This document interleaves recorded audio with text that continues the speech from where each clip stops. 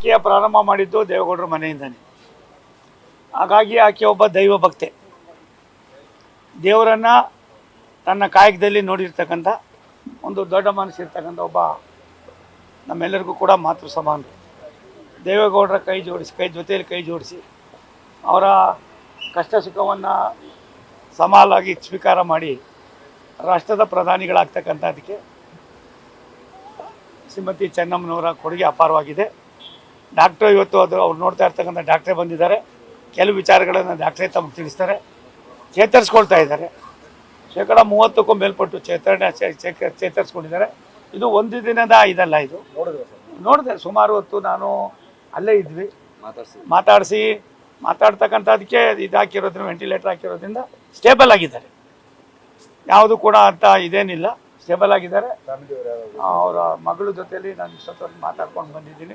ಅನಸೂಯಮ್ಮ, ನನ್ನ ಸಹೋದರಿ ಶ್ರೀಮತಿ ಅನಸೂಯಮ್ಮ, ಡಾಕ್ಟರ್ ಮಂಜುನಾಥ್ ಅವ್ರ ಜೊತೆಯಲ್ಲಿ ಮಾತಾಡಿದ್ದೀನಿ. ಬೆಳಗ್ಗೆ ಡಾಕ್ಟರ್ ರಮೇಶ್ ಹತ್ರನೂ ಮಾತಾಡಿದೆ. ಡಾಕ್ಟರ್ ಸತ್ಯನಾರಾಯಣ ಸಾಹೇಬರು ನಮಗೆಲ್ಲ ಅವರು ಒಂಥರ ದೇವರಿದ್ದಂಗೆ. ಕೋವಿಡ್ ಸಂದರ್ಭದಲ್ಲಿ ಒಂದು ದಿನಕ್ಕೆ 25, 30, 40 ಜನ ನಾನು ಬೇರೆ ಬೇರೆ ಭಾಗದಿಂದ ಬರ್ತಕ್ಕಂಥ ಬಡವರನ್ನು, ಕಡು ಬಡವರನ್ನ ನಾನು ಅವಾಗ ಇಲ್ಲಿ ಇನ್ಚಾರ್ಜ್ ಆಗಿದ್ದೆ, ಕಳಿಸ್ತಾ ಇದ್ದೆ. ಅವರೆಲ್ಲರನ್ನೂ ಕೂಡ ಆರೈಕೆ ಮಾಡಿ ಮತ್ತೆ ಅವ್ರನ್ನ ಸಾಮಾನ್ಯ ಜನರ ಜೊತೆಯಲ್ಲಿ ಬದುಕೋದಕ್ಕೆ ಅವಕಾಶ ಮಾಡಿಕೊಟ್ಟಿದ್ದಾರೆ. ಅವರ ಆರೋಗ್ಯದ ಬಗ್ಗೆ ಡಾಕ್ಟ್ರನ್ನೇ ಕೇಳಿ ಅವರು ಕೆಲವು ವಿಚಾರಗಳನ್ನು ತಾಂತ್ರಿಕವಾಗಿ ತಿಳಿಸ್ತಕ್ಕಂಥ ಕೆಲಸ ಮಾಡಿದ್ದಾರೆ. ಸ್ಟೇಬಲ್ ಆಗಿದ್ದಾರೆ. ನನಗನ್ಸರೆ ತುಂಬ ದಿನ ಹಿಡಿತದೆ, ಒಂದು ದಿನದಲ್ಲ. ನನಗನ್ನು ಚೇತರಿಸ್ಕೋತಾರೆ. ಮತ್ತೆ ಚೆನ್ನಮ್ಮನವರು ತಮ್ಮ ದೈನಂದಿನ ಚಟುವಟಿಕೆಗಳು ಮಾಡ್ತಕ್ಕಂಥದಕ್ಕೆ ಭಗವಂತ ಅವ್ರಿಗೆ ಆಶೀರ್ವಾದ ಮಾಡ್ತಾನೆ ಅನ್ನುವ ಅಚಲವಾದ ನಂಬಿಕೆ ನನ್ನದು.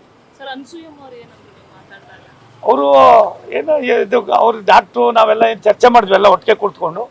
ಅವ್ರು ಆರಾಮಾಗಿದ್ದಾರೆ. ತಾಯಿ ಅಲ್ವಾ, ತಾಯಿ ಮಾತೃ ಹೃದಯ, ಅದು ತಾಯಿನೇ, ಅವರು ತಾಯಿ. ಹಾಗಾಗಿ ಅವರ ದೀರ್ಘಕಾಲದ ಜರ್ನಿ ಏನಿದೆ, ದೇವೇಗೌಡರ ಕುಟುಂಬದ ಜರ್ನಿಯಲ್ಲಿ ಅನಸೂಯಮ್ಮ ಅವರು ಕೂಡ ತನ್ನದೇ ಆದಂಥ ಒಂದು ದೊಡ್ಡ ಪ್ರಮುಖವಾದ ಪಾತ್ರ ವಹಿಸಿರ್ತಕ್ಕಂಥವ್ರು. ಶ್ರೀಮತಿ ಚೆನ್ನಮ್ಮ ದೇವೇಗೌಡರು ಸ್ಟೇಬಲ್ ಆಗಿದ್ದಾರೆ. 30-35% ಚೇತರಿಸ್ಕೊಳ್ತಾ ಇದ್ದಾರೆ. ಎಲ್ಲ ಇದಕ್ಕೆ ಏನು ಔಷಧಿಗೆ ಸ್ಪಂದಿಸ್ತಾ ಇದ್ದಾರೆ. ಆಗಿರೋದ್ರಿಂದ ನನಗನ್ನಿಸ್ತದೆ ಅವ್ರು ಮತ್ತೆ ಸ್ವಲ್ಪ ದಿನ ಹಿಡಿತದೆ, ಚೇತರಿಸ್ಕೊಳ್ತಾರೆ. ನ್ಯೂಸ್ ಫಸ್ಟ್, ನಿರ್ಭೀತಿಯಿಂದ ನಿಮ್ಮ ಪರವಾಗಿ.